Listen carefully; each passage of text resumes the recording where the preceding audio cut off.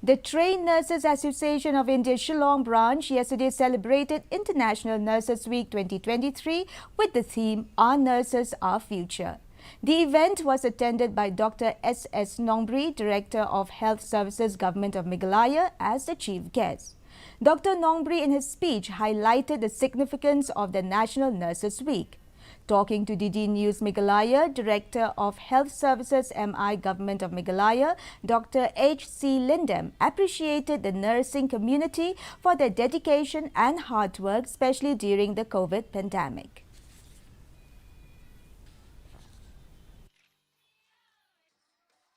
It has been a wonderful lot. We have seen especially what we have experienced during the COVID-19 pandemic.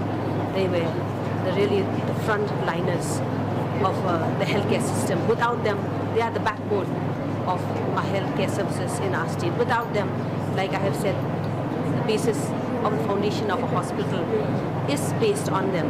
Without them, the healthcare system will be a failure in our state. So I thank each and every nurse for their dedication, for the sincerity, for the efficiency, for the empathy, for a kind word, for the hearing, and especially for the helping hand they have always extended to each and every patient, the community as a whole.